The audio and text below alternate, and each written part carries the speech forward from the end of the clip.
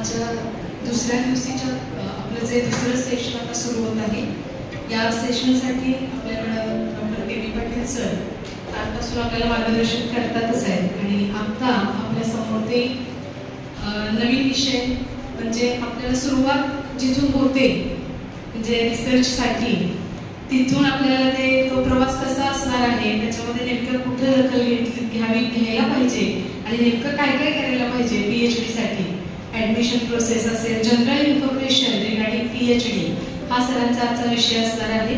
आणि सरांची ओळख आपल्याला काल झालेलीच आहे आणि त्यांच्या व्याख्यानातून त्यांनी आपल्याला त्यांचं जे ज्ञानाचा आगा, त्यांच्याकडे जी माहिती आहे PhD विषयीची ती आपल्याला थोडी देत आहेत आणि त्याचंच पुढं सरांनी आज आम्हाला मार्गदर्शन करावं असं मी सरांना विनंती करते. तत्पूर्वी सरांचं स्वागत पाटील सरांनी करावं अशी मी त्यांना विनंती करते.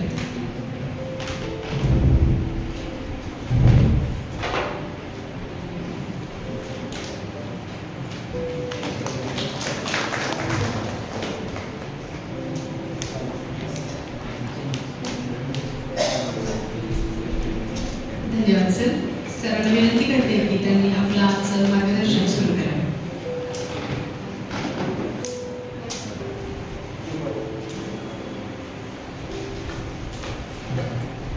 पूर्ण प्रक्रियेमध्ये जी व्यक्ती असते ती असणं जास्त गरजेचं असतं. एरवीच रोजच्या शिक्षण प्रक्रियेच्या बाबतीत मी जरासा दूर झालेला आहे, ऑनलाईनच सगळं बघतो आहे.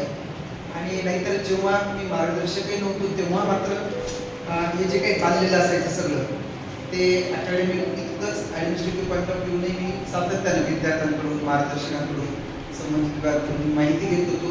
अशी बरीच व्यक्ती, मार्गदर्शक, विद्यार्थी बघितली याचा अवेअरनेस नसल्यामुळं एका विशिष्ट टप्प्याला येऊन अडकायचे.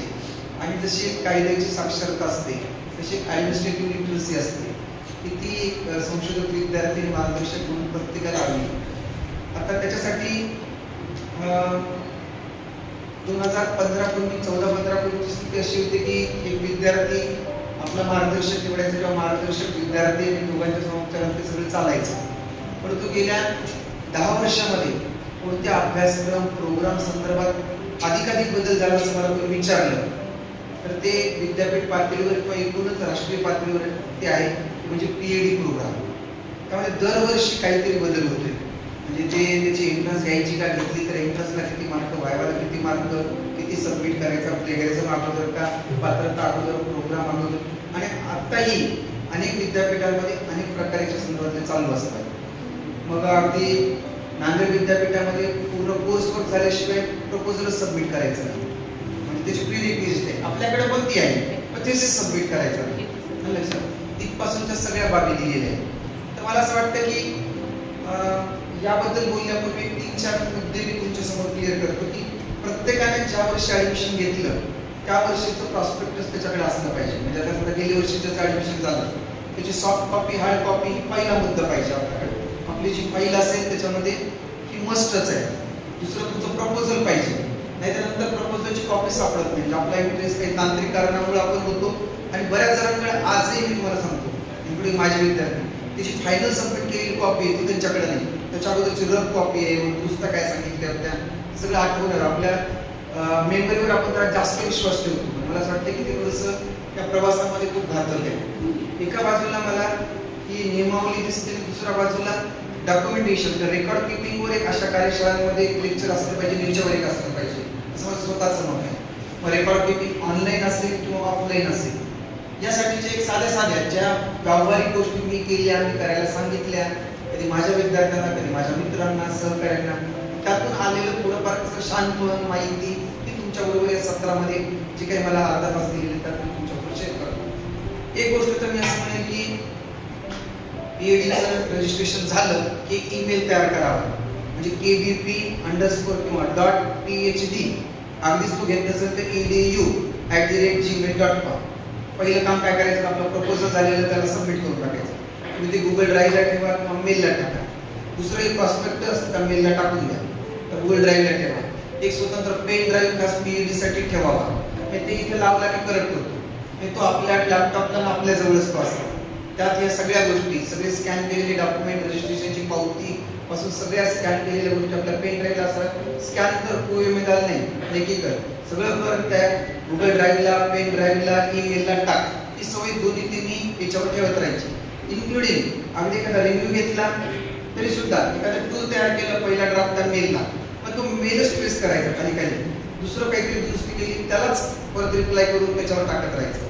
अशा पद्धतीनं ते प्रोग्राम केला, पहिला ड्राफ्ट तिथे टाकला.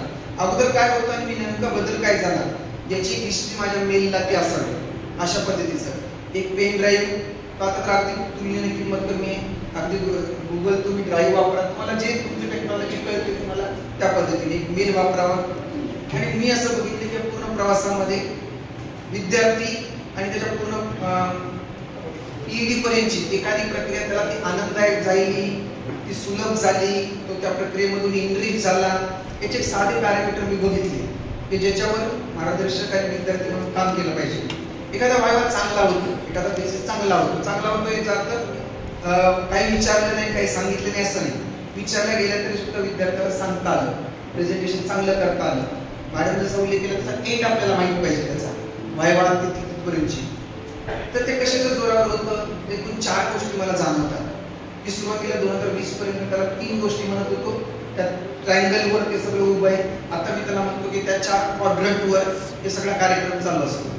याच्यामध्ये तुम्ही ज्या विषयावर काम करताय, म्हणजे आता काल मी माझ्या गटामध्ये सांगितले एक जण होता 2005चा आराखडा म्हणजे त्याच्यावर काम करतो. त्यातले 10 गाव गट. मी विचारले की 5चा आराखड्याचे प्रस्तावना कोणी लिहिली, त्याच्यात किती प्रकरण आहे, 10 गाव गट कुठल्या प्रकरणात आले. म्हणजे तो त्याने 2005चा आराखडा म्हटल्यानंतर तो संशोधकालाच बोलवलं पाहिजे वाक्यानं. इतकं त्याला ती सैद्धांतिक बाजू पक्की करून ठेवली पाहिजे. यशपालची प्रस्तावना आहे त्यातले हे वाक्य कोणी सुरू केलं तर मला त्यातलं काही माहित नाही असं नको. तो एरिया म्हणतो आपण रिसर्च एरिया, ज्यावर त्यांनी इतकी पकड मिळवली पाहिजे. त्याच्यामधले जे काही पुस्तकं पेपर त्याच्यावर येतील ते सगळे त्यांना स्वतःकडे ठेवले पाहिजे. हा त्यातला पहिला भाग झाला. दुसरं तुमचं जे प्रपोजल ज्या भाषेमध्ये आहे, इंग्रजी, मराठी, हिंदी, ती भाषा आणि त्या संशोधन आणि तो विषय याला अनुसरून असणारी सगळी परिभाषा तुमची व्यवस्थित असावी. मी असं बघितले अनेक जणांची व्हायवा केवळ पहिला जो एरिया सांगितलं की नाही त्याच्यावर त्यांची असलेली पकड त्याच्यातून त्यांचा व्हायवा पूर्ण झाला. तुमच्या परिचित असतात जुनी कुलकर्णी पालक शिक्षण याच्यावर त्या कामच करत होत्या. आणि जेव्हा व्हायवा होतो तेव्हा त्यांना इतके त्याच्यातले बारकावे माहीत असतात की कोणी सैद्धांतिक म्हणजे रिसर्च मेथोडॉलॉजी जरी प्रश्न विचारला तर त्या याला उत्तर देऊन तो मोकळा होतो. आता आपण खरोखर आयुष्य काढले का त्याच्यात कधीतरी झाल्यानंतर हा महत्वाचा विषय अगदी 2-3 विषय रिजेक्ट झाल्यावर तो महत्वाचा वाटू लागला, तिथं आपला प्रवास सुरू होतो.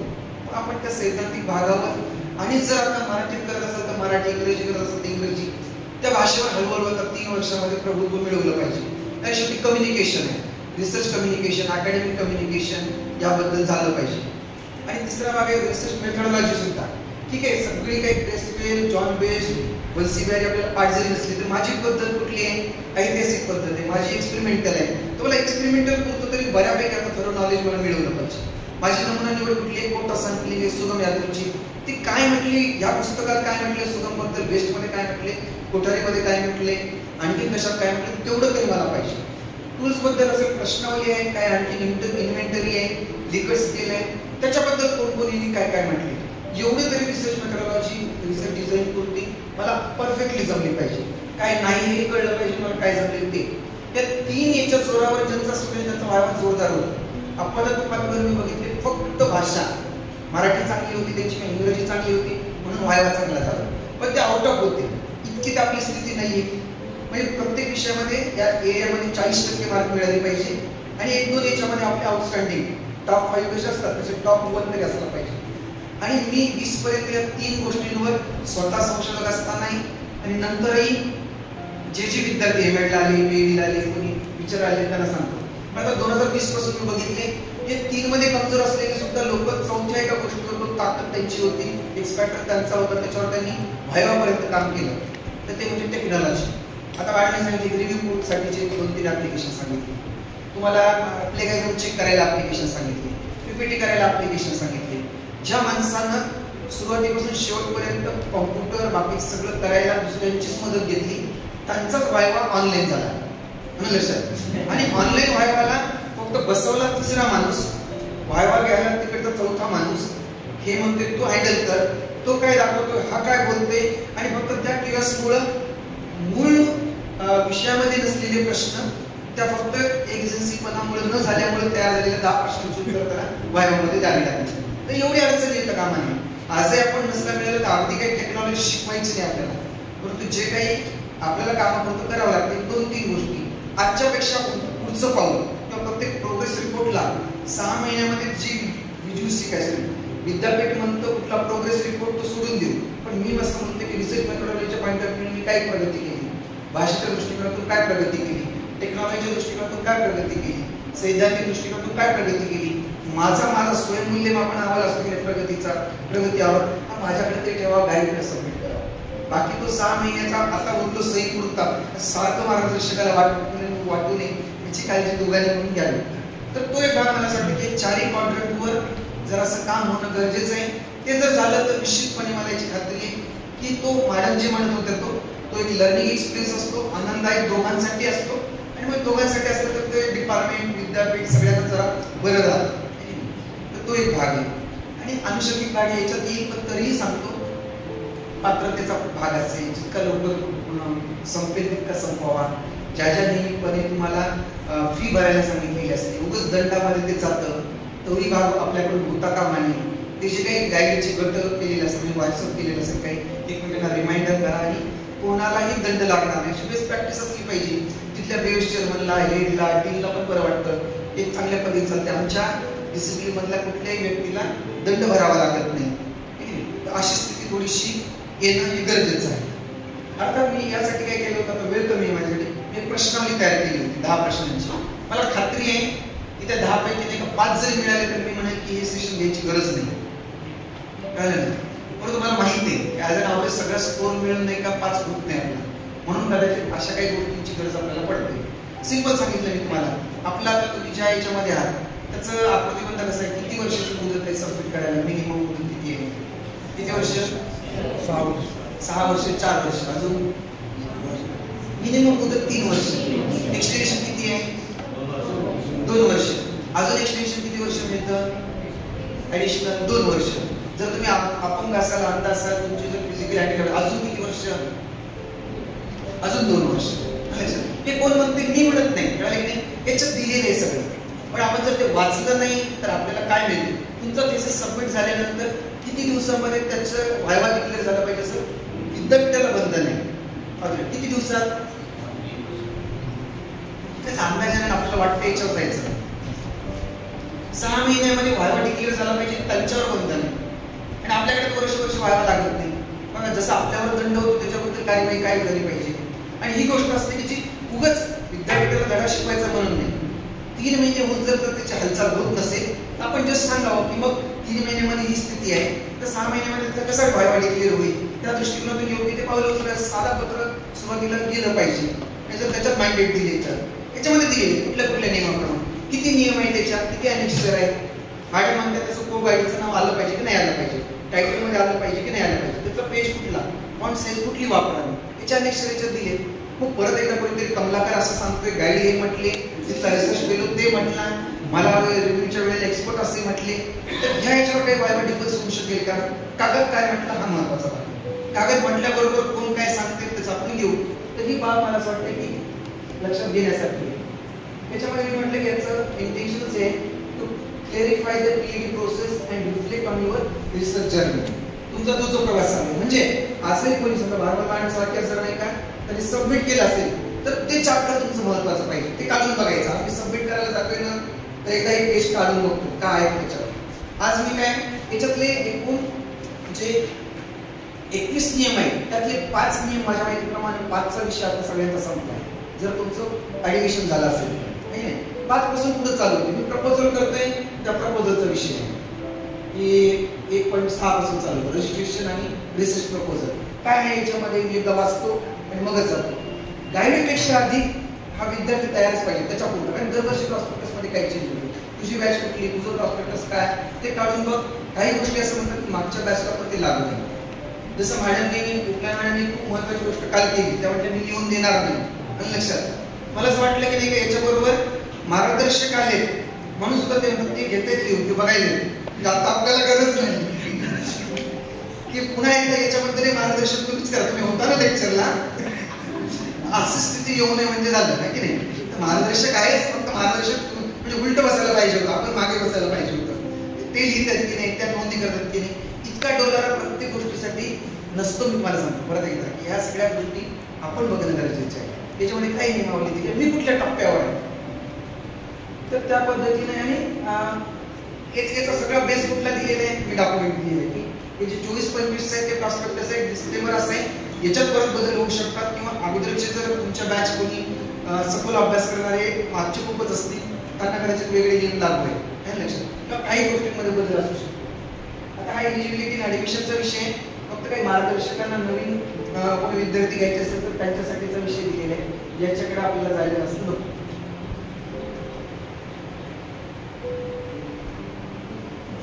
ड्युरेशन आता तुम्ही सांगितले 3 ते 6 अप टू 10 इयर्स जे दिलेले आहे त्याचा अर्थ एवढाच आहे की 6 नंतर 2 मिळतं, ते एका वर्षानंतर मिळतं. त्याची तयारी कधीपासून करायची असते तोही भाग आपल्याला कळला पाहिजे. 6 वर्ष संपल्यावर नाही, कळलं काय, ते सुरू होण्याच्या अगोदर काय काय गोष्टी करतात ते. आणि 10 जे दिलेले त्याच्यात इथं गाईडलाईन दिलेली तुम्ही काढून बघा. ड्युरेशन जिथं दिलेले की नाही, उदाहरणार्थ RRD3 duration of the programme दिलेले काढून बघायचं. गाईडला विचारायचं नाही, कमलाकरला विचारायचं नाही, तर तिथं दुसरा कोणी येतो तिथल्या डिवायडरला विचारायचं. तुम्हाला माहित पाहिजे त्याच्याबद्दल तुम्ही बोललं पाहिजे. जसं इंटेलिजन्स गेस स्टुडंट गेस असते तसं आपला अभ्यास पाहिजे की किती वर्ष असतं याच्यात दिले, कागदात दिले याचे मान्य केलेला कागद आहे, त्याच्यात 3 वर्ष प्लस 2 वर्ष म्हणतात त्याची प्रोसिजर दिली, तुम्ही तिथं घेतलं पाहिजे. कोर्सवर किती क्रेडिटचं, किती टक्क्याला पास आहे, कोर्सवर किती टक्के मिळाले पाहिजे म्हणजे तुम्ही पास असता. आपल्याला ग्रेडेस येतात त्यामुळे कळत नाही तरी मार्क किती पाहिजे. 40%, 55% दिले तर चेक करा की नाही, तो भाग दिलेला किती असतो. त्याच्यासाठी आता काही दरवर्षी गोष्टी बदलतात. जे आपण ऑनलाईन कोर्स करायचा म्हणजे शिक्षा संदर्भातला आहे, त्याचे रजिस्ट्रेशन कधी होते, तो कोर्स संपतो होतो, त्याची प्री रिक्वेस्ट किती आहे, एक्झामचे फॉर्म भरले किती जातात, तर याही बाबी आपण सगळ्यात बघत राहायचे.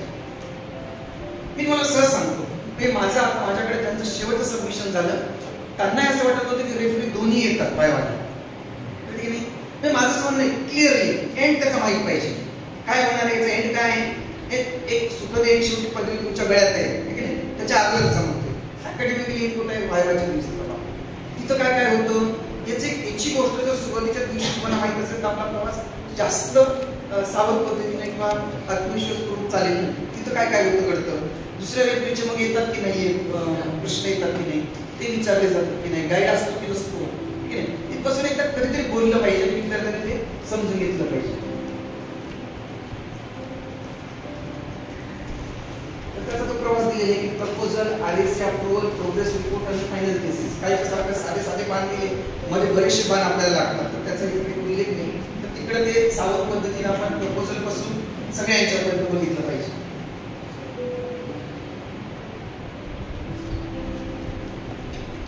की स्टेजेस इन PED म्हटलेले आहे, ऍडमिशन, एंट्रन्स प्लस एंट्री, नंतर कोर्स वर्क 2 सेमिस्टर 12 क्रेडिटचा, प्रपोजल. आता याच्यात जरी दिलेलं असतं तर आपल्याकडे कोर्स वर्क बऱ्याच वेळेला नंतर घेतलं जातं. Proposal presentation to RAC, research data collection, analysis, writing, submission, pre final आणि फायनल बेसिस. प्री फायनलच्या बरोबर लेगायझर कुठलं लागतं, प्री फायनलला लागतं का प्री फायनलला लागतं, त्याच्याबरोबर किती पेपर लागतात 2 लागतात. दोन्ही आर्टिकल चाले एखाद्या जर्नलमध्ये चालतात का, तर त्याच्यात दिलेले काय दिले, एक रिसर्च आर्टिकल, एक कॉन्फरन्स मध्ये किंवा सेमिनार मध्ये. आता तो परत 3 वर्षापूर्वीचा प्रॉस्पेक्टस काढले तर तसं नव्हतं, आता त्याच्यामध्ये ते दिलेले.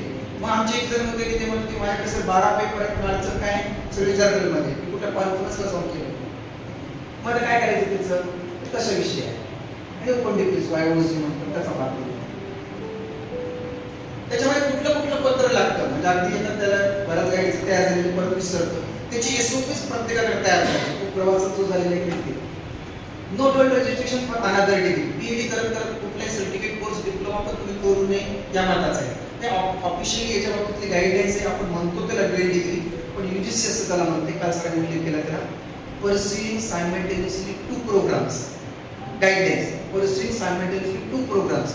2 प्रोग्रामचा अर्थ असा दिलेला आहे, कोणतीही डिग्री PG डिप्लोमा करता येईल, पण मी म्हणतो काही याच्यामध्ये जाऊन PG डिप्लोमा पण तुम्हाला करता येणार, फक्त आणि फक्त तुम्हाला PhD ही डिग्रीज करावी लागते. जर असेल तर तुम्हाला म्हणजे काही वेळेला असं पण आहे की आपण बघितले एका PGचा म्हणजे आता त्याचं MA झाले, दुसरीकडे कुठंतरी तो MA करत होता, MA चा किंवा काही MSc MBA करतो त्याचा एक पेपर राहिला आहे, तर मी परत सांगतो रजिस्ट्रेशनच्या अगोदर त्याचं क्लिअरन्स झालेलं पाहिजे. तुमचा एक पेपर राहिला आणि तुम्ही त्या ड्युरेशन मध्ये केलाय. जर आपल्या इथे चिंतकाने ते सांगितलं किंवा कधी ते लक्षात आलं दोन्हीपैकीचा एक परफॉर्मन्स रद्द व्हायला पाहिजे, तर तुम्ही केला म्हणून आपल्याला वाटते माझा प्रोग्राम 2 वर्ष संपले होते MA चे, BEdचं माझं संपलं होतं, MA संपलं होतं, जे काय असेल तर MA करून करणार आहे, पण त्याचा एक पेपर पण राहिला तर ड्युएल प्रोग्रामच्या अंतर्गत येतो. रेग्युलर दुसरे 2 करताना तुम्ही ड्युएल डिग्रीचा फॉर्म भरून तो राहिलेला पेपर काढू शकता ड्युएल डिग्रीच्या अंतर्गत, पण इथं त्यालाही तरतूद नाही. त्यामुळे नो ड्युएल डिग्री रजिस्ट्रेशन. अपवादात्मक याच्यामध्ये एक गाईडलाईन दिली, एकाने एक PhD करून जसं आता कुठल्या वेळाने केली होती त्याला दुसरं PhD करायचं असेल त्याच विद्यापीठामध्ये करायचं असेल कुठले एक्झामिशन नाही, त्याला सगळी प्रोसेस एंट्रन्स देण्यापासून कोर्सवर करण्यापासून तेच याच्यातल्या विद्यापीठाला तोच जर डिजिटल प्रोग्राम असेल ऑनलाईन तर त्याला तो कम्प्लीट केलाच नाही. कुठले एक्झामिशन त्याच्यामध्ये दिले गेले नाही. 100% तीच प्रक्रिया पूर्णपणे फॉलो केली पाहिजे. कागद म्हणतात तुम्हाला चॅलेंज करायचं तुम्ही आवडून चॅलेंज करून तुम्ही एकटे करू शकता. म्हणजे याच्यामध्ये असं केलं की एकानंतर दुसरा प्रोग्राम होतो. PhD किंवा बोलत नाही आपण PhD जरी करायचं असेल तरी सगळं फॉलो केलं पाहिजे असं ते म्हणतात.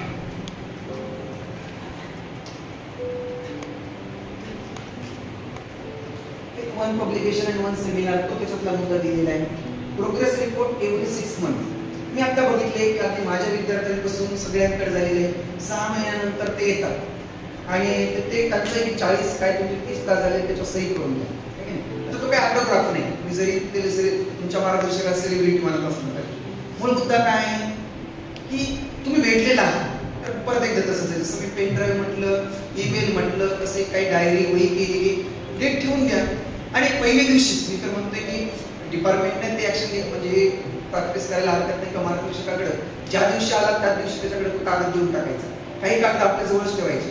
प्रोग्रेस रिपोर्टचा जसा एक फॉर्मॅट याच्यात दिलाय म्हणजे तुम्ही प्रोग्रेस रिपोर्ट सबमिट केला पण या फॉर्मॅटमध्ये नाही. कारण की तुमचे जे सिनियर होते, तुमचे जे काही आवडते होते, रोल मॉडेल होते, त्यांच्या प्रोग्रेस रिपोर्टचा फॉर्मॅट घेतला तर फॉर्मॅटमध्ये आलं नाही म्हणतात. तर या तुमच्या प्रॉस्पेक्टसला जो दिला फॉर्मॅट तो घ्यायचा आणि तो सबमिट करायचा. त्याशिवाय सांगते मी त्याच्या काही सह्या घ्यायच्या होत्या त्या दिवशी योग्य ठेवायचं. मग चुकीचं करायला तर आपण भेटलेलंच असतो पण आपल्याला डेट आपल्याकडे नसतं. कुठल्या डेटला मी भेटलो अगर भेटलो जरी होतं तरी ते त्या ऑप्शनल पेपरबद्दल चर्चा झाली नव्हती. त्यामुळे 2 मिनिटांच्या होईना त्या पेपरबद्दल एक चर्चा व्हावी. त्याच दिवशी त्याला कुठला इलेक्टिव्ह घेतला यावं.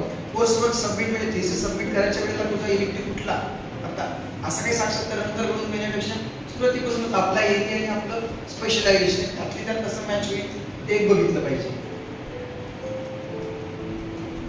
आणि तो 6 महिन्यालाच प्रोग्रेस रिपोर्ट सबमिट करावा असं विद्यार्थ्यांनी पाळलं पाहिजे आणि मार्गदर्शकांनी सुद्धा शक्यतो 6 महिन्याला होत नसेल तर त्याला एकदा आठवण केलीच पाहिजे. आणि त्याच्यामधून पुढे जर काही जरी घ्यायचं असेल तर मग तुम्ही तरी 3 वर्ष त्याच्या प्रोग्रेस रिपोर्ट बद्दल का थांबले त्याला ते केलाच नव्हतं. तुम्ही तरी त्याला किंवा बाकी तोंडी लेखी काही केले का असा विषय त्याच्यामध्ये होऊ शकतो. आजच्यासाठी ती एक कदाचित जमीन आपण ती याच्यात करूया वेळ मिळाला आता करायची नाही पण हे केलं पाहिजे. बरं कधीतरी याबद्दल पण म्हणजे जे काही आत्ताच्या याच्यासाठीची ऍक्टिव्हिटी नाही म्हणजे व्हायवापर्यंतही बऱ्याच वेळेला सांगता येत नाही. आपल्या रिसर्च आपल्या स्ट्रेंथ काय आहे, व्हेरिएबल काय आहे, म्हणजे कुठल्या प्रकारचे रेफरी आणि काही सांगता येत नाही. म्हणजे मला अजून आठवते संपा मॅडमच्या व्हायवाला त्यांच्या रेफरी म्हटले की कॉमन लेमॅनला तुमचा रिसर्च समजून सांगायचा आहे. तुम्ही रेडिओ जॉकीवर किंवा रेडिओवर बोलता त्याचा 1 मिनिटात तुमचा मिनिट आणि लेमॅन सामान्य माणसाला तुमचा संशोधन समजून सांगायचं. तर आपल्याला असं वेगवेगळ्या पद्धतीने समजून सांगता येतं का? एक अकॅडमिक पॉईंट ऑफ व्ह्यूनं, रिसर्च पॉईंट ऑफ व्ह्यूनं, सामान्य भाषेत आणि त्याचं महत्त्व कळलं पाहिजे सामान्य माणसाला. अशा पद्धतीने ती प्रॅक्टिस करता येते का?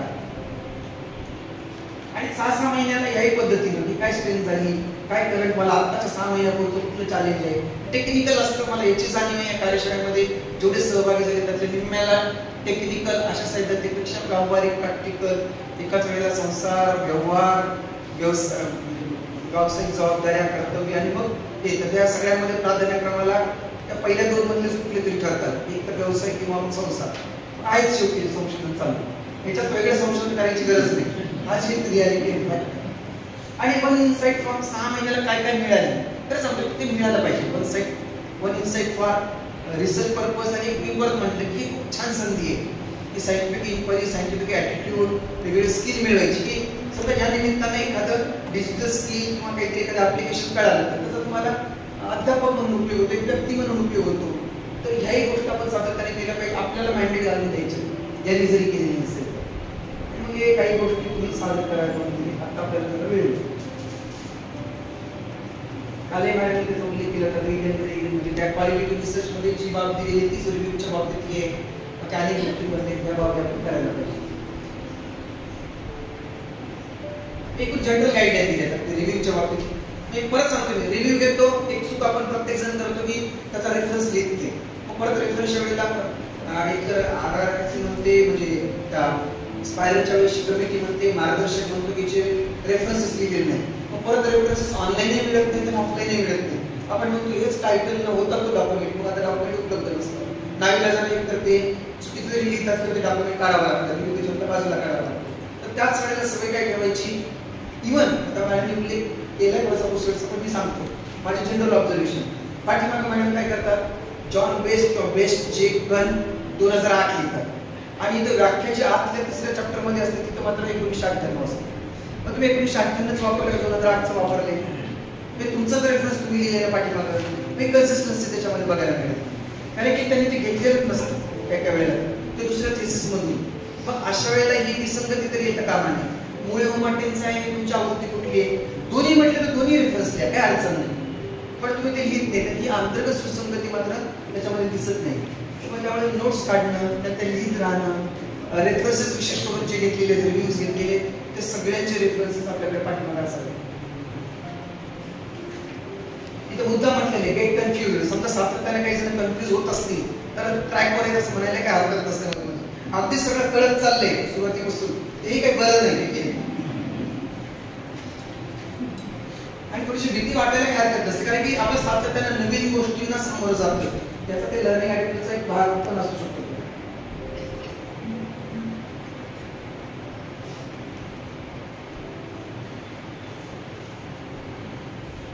अगदी त्या रिसर्च प्रपोजल पासून थेसिस पर्यंतच्या काही कॉमन इश्यूज लिहिलेले हा एक सगळ्यात महत्त्वाचा भाग आहे. To provide context to frame the research questions. मी काय या सगळ्या मुद्द्यांबद्दल बोलणार आहे. छोटा मुद्दा, काल प्रभुगुरु साहेब इनोव्हेशन्स इन रिसर्चच्या टॉपिकवर बोलायला आले असूनही मी त्यांच्या रिसर्च बद्दलची सुद्धा खूप फॅन्टास्टिक आणि अतिशय चौकटीमधली व्याख्यान ऐकलेली. तरी काल ते काय करत होते, रिसर्च बद्दल नाही बोलले. आधी कशाबद्दल बोलले, राष्ट्रीय शैक्षणिक धोरण. तुम्ही आम्ही सगळेच जण त्याचे साक्षीदार आहोत. म्हणजे अपवादात्मक सोडले 10% लोक, तर सगळ्यांचं 2020 नंतरच आहे. आणि जर त्या राष्ट्रीय शैक्षणिक धोरणाचा रिफ्लेक्शन उल्लेख आपल्या थेसिस मध्ये येत असेल तर मग आपण काय मंगळावर किंवा कुठल्या बेटावर जाऊन संशोधन करतोय का? म्हणजे आपल्या कॉन्टेक्स्ट फ्रेमवर्क मध्ये ते यायला पाहिजे की नाही. कॉन्टेक्स्चुअल फ्रेमवर्क, कॉन्सेप्च्युअल फ्रेमवर्क मध्ये जे मांडतो तर कुठे एनईपीला धरून त्याचा रिलेव्हन्स, त्याचा सिग्निफिकन्स, त्याचं कॉन्सेप्च्युअल फ्रेमवर्क इतकं असं हे करायची गरज नाही. म्हणजे मी आता इग्नू मध्ये होतो, एक 7 दिवसाच्या ट्रेनिंगला. पांडा सर होते, एनसीटीचे चेअरमन आहोत, ते हरियाणातले. तर ते मध्ये म्हटले की एका कॉन्फरन्सला मी बघितलं की सगळे लोक फार गंभीर होते, एनईपीचं ओझं घेऊन. काही जण खरंच होते, काही जण आपल्याला तेवढं तर जमतच, वेळ झाली थोडंसं नाटक तरी जमलं. खूप गंभीर होते सगळे जण, किती ओझं आहे. सगळेच जण म्हटलं उगाच आपल्याला हलकं वाटायला नको म्हणून काही जण अति गंभीर झाले. तर ते म्हटले की आपण कसं एनईपी कळावं म्हणून हे होतो. तर त्या हरियाणामध्ये वाक्यात त्यांनी सांगितलं, ते म्हटले की फार अंगाला थोडं बाजूला सारखं ते जातं, ते फार काही त्रास देत नाही असं धोरण पण जातं. फार आपण त्रास नाही करून घ्यायचा. अनेक धोरण आले सर, 68 पासून 86 आपण सगळे घेतले. हे फार तुम्ही अंगावर घेतल्यामुळे तुम्हाला त्रास होतोय. पण संशोधकाला ते करता येणार नाही, घ्यायलाच पाहिजे. कळलं की नाही? तर ते काही उपयोगाचं नाही. कॉन्सेप्च्युअल फ्रेमवर्क आपल्याला असलंच पाहिजे. मॅडमने काल रिव्ह्यू बद्दल सांगितले किंवा आज मॅडमने उल्लेख केला असेल की किती रिव्ह्यूज घ्यावेत, कधीपासून घ्यावेत. पण काही अपवादात्मक त्याच्यात जसं म्हटलं की तुम्ही खूप केलेलं काम आहे तर त्यातला लँडमार्क रिव्ह्यू असतो की नाही, तर तो खूप जुना असला तरी त्याला अवॉइड करून चालता येईल. तर आपल्याला त्याची दखल मात्र मग ते रिव्ह्यू मध्ये घ्या किंवा तुमच्या पहिल्या चॅप्टरमध्ये कॉन्सेप्ट फ्रेमवर्कमध्ये तर ते घेतलीच पाहिजे. तुम्हाला ते माहीत नाही असं म्हणणं म्हणजे अवघड होऊन बसतं. त्यातला मूलभूत लर्निंग स्टाईलवर करतोय, त्यातला मूलभूत माहित नाही. प्रतिमानावर करतोय, त्यातला प्रमुख माहित नाही, त्याचा उल्लेखही केला गेलेला नाही, असं ते होऊन जावं.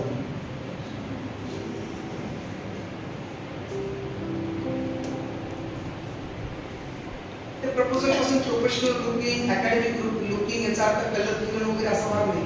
या सगळ्यात मधला मुद्दा दिलेला आहे. प्रपोजलच्या बाबतीतलं डिझाईन जास्त येतात.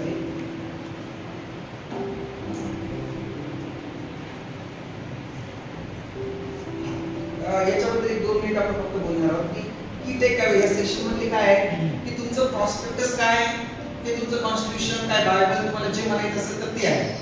तर ते एक जसा तुमच्या थेसिसला अकॅडमिक संदर्भ आहे, रिसर्चचा संदर्भ आहे, तसा निश्चितपणे हा युनिव्हर्सिटी कॉन्टेक्स्ट असलाच पाहिजे शेवटपर्यंत.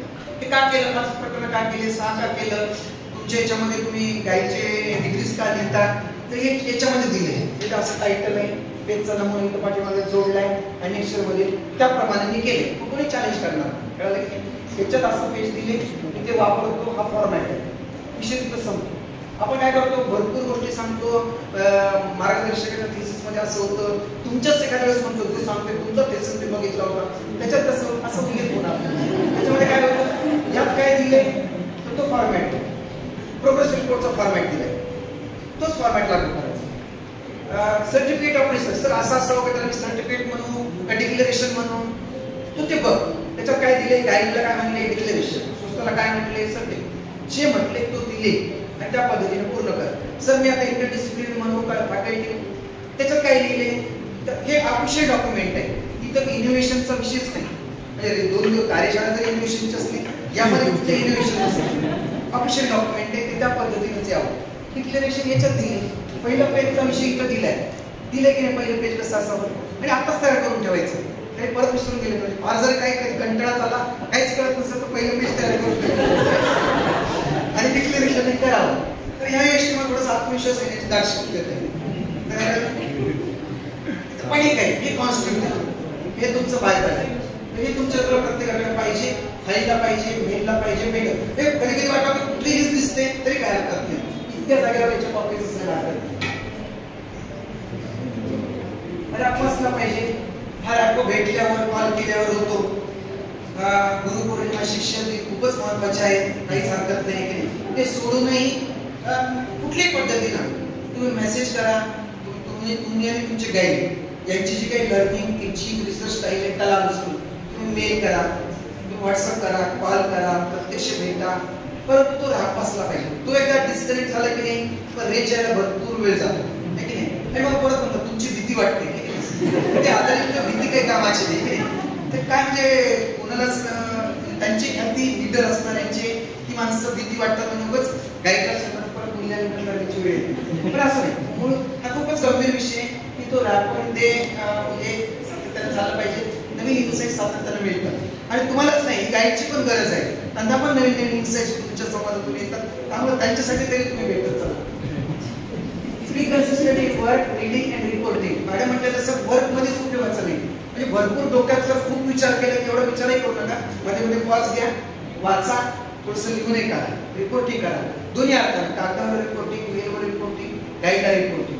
खूप सुंदर फॉर्म्युला सरांनी पण सांगितलं, रीड, राईट्स आणि रिपोर्टिंग, बाकी काही करायचं. तशा पद्धतीनं तुम्ही कामही करा, सायमल्टेनियस या गोष्टी झाल्या पाहिजेत. खूप लिहून काढलं तरी चालणार नाही, खूप विचार केला पण विचारही पाहिजे, कामही पाहिजे, रिपोर्टिंग पाहिजे. आता काही उल्लेख केला, मॅडमनी उल्लेख केला प्रत्येक सेशनमध्ये, काही क्वालिटेटिव्हचे कुठले आहेत, रिव्ह्यूचे कुठले आहेत, त्याचा भाग सांगितलेला आहे. आणि सगळं करत असताना गाईड म्हणून आणि एक रिसर्चर म्हणून व्हायबा झाला तरी सुद्धा तो विषय संपत नाही, डिग्री झाली तरी तो विषय संपत नाही. ही गोष्ट नेहमी लक्षात ठेवली पाहिजे. Research ethics defines your academic identity. मी मला गमतीचा भाग म्हणून सांगतो, माझा मित्र या पैकी बऱ्याच जणांना पवार सर आमचे क्लासमेट हेमंत चित्ते होता, तर त्याचा स्वभाव अगोदरपासूनचाच नाही का एम एड असल्यापासूनचा जरा हे होता माझा मित्र, की सातत्यानं ते झालंय की नाही, व्यवस्थित करतोय की नाही. पीडीच्या वेळेला सुद्धा तो म्हणायचा. इव्हन याचा काय होतं, आपण डिग्रीसाठीचं जे ऍप्लिकेशन शेवटी केलं ते तर बरोबर झालं की नाही त्यांनी म्हटलं, ते तू बघ बुवा, मला दाखवून देऊ काही. तर तो म्हणायचा जसा पदवीदान कार्यक्रम होतो, नको परत एका कधीतरी पदवीग्रहण कार्यक्रम व्हायचा, आपली डिग्री काढून घेतली जाईल. पण एकच आहे की आपण अलर्ट असावं अनेक गोष्टींना, आणि लिटरसी आहे जशी ती रिसर्चची आहे तशी ही आहे, याही पद्धतीनं आपण याच्याकडे बघावं. Last slide, your research is your voice in academic world. So make it honest, make it useful and make it impactful. मला निश्चित खात्री आहे हे सगळं काम तुम्ही योग्य दिशेनं करतच आहात. आता योग्य गती मला असं खात्री आहे की कार्यशाळेमुळे त्याला मिळालेली एक विषय गती आहे. फक्त हे काम अधिक प्रामाणिकपणे होईल, अधिक स्वतःला मार्गदर्शकाला ज्या डिसिप्लिनमध्ये काम करतो त्या डिसिप्लिनला ते युजफुल होईल आणि त्याचा इम्पॅक्ट तुमची रिसर्च तुमची आयडेंटिटी व्हावी. तुमचा एरिया मी सुरुवातीला सांगितलं 2005 म्हटलं की त्यांचा एरिया नाही की नाही, जिक्सॉ म्हटलं की युवराज पवार आठवतं, तसं तो भाग आहे तर ती तुमची आयडेंटिटी व्हावी. तुम्ही ह्या मुळात तुम्ही पीडी केले याच्यावर लोकांचा विश्वास असावा. यांनी पीडी केले का प्रश्न नको की मार्गदर्शकाला म्हणतो तुमच्याकडे केलं का म्हणताना करतात आणि केलं काहीच त्यांना विचारायचं होतं असं असू नये. ही क्रेडिबिलिटी असावी. आणि दुसरं की त्या विषयाबद्दल या विषयावर त्यांनी केलं का तर आपल्या त्या विषयाशी नाते इतकं दृढ व्हावं. तो आपल्या अस्मितेचा बोलण्याचा ऐकण्याचा म्हणजे आपलं पिढी होऊ नये. कोणी 20 वर्षानंतरही कोणी त्या विषयाबद्दल बोलत असेल तर तितकीच क्युरियोसिटी एक विद्यार्थी सांगत असताना ती आपल्याकडे असावी. तर ती नाळे तुमच्या विषयाला धरून राहावी. त्याचा इम्पॅक्ट एवढा राहावा तो निश्चितपणे तुमचा राहील याची खात्री बाळगून तुमच्या परत या तिन्ही गोष्टींसाठी तुमचा व्हॉइस हा सर्वांपर्यंत पोहोचेल यासाठी शुभेच्छा देतो आणि मानतो.